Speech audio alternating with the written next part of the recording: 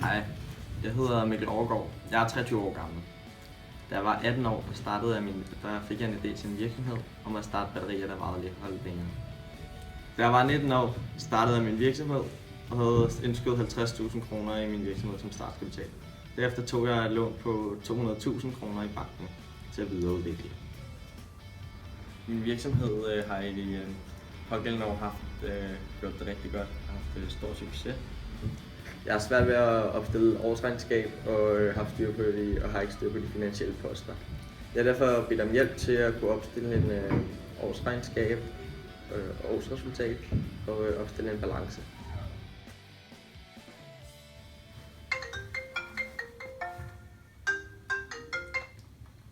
Hej, det er Amik Foster Wheeler, du snakker med Frank. Hvad kan jeg hjælpe med? Hej, du snakker med Mikkel Overgaard, selvstændig og erhvervsdrivende.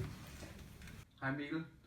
Hej Frank, som sagt jeg er selvstændig og ejer virksomhed Life Battery, og vi har nu været oppe at køre i et år.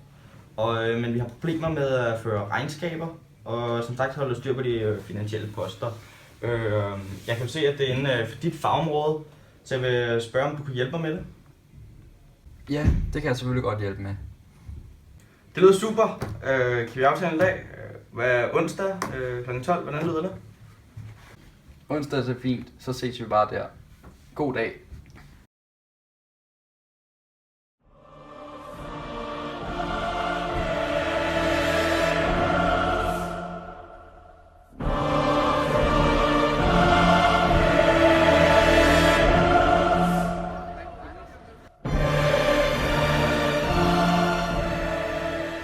Mikkel, nu starter vi med at opstille en resultatopgørelse i kontoform.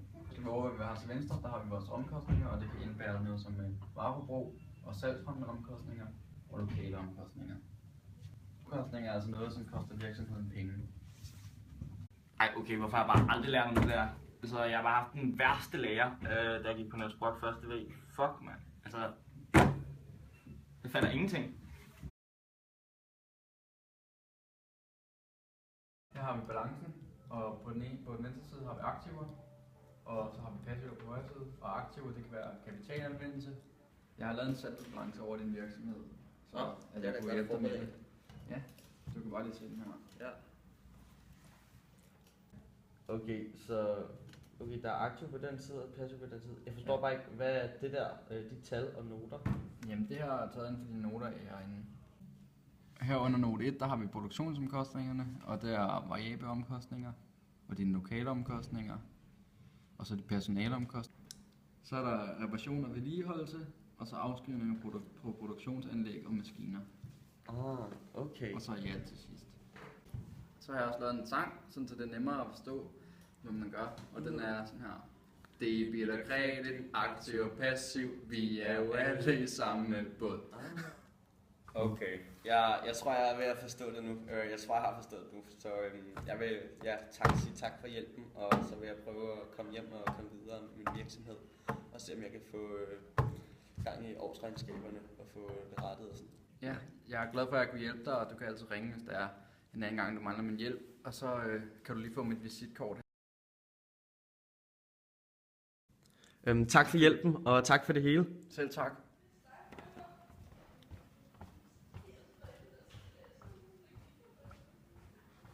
Jeg har endelig fundet ud af, hvordan jeg skal opstille min saldobalance og min resultatopgørelse, takket være hjælp fra ham rådgiveren.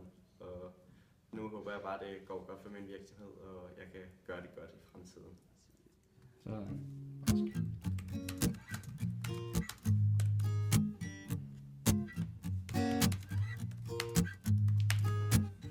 You were big city living, girlfriend like Eva Mendes, until your side chick called you up saying she might be pregnant. Now you're alone and crying.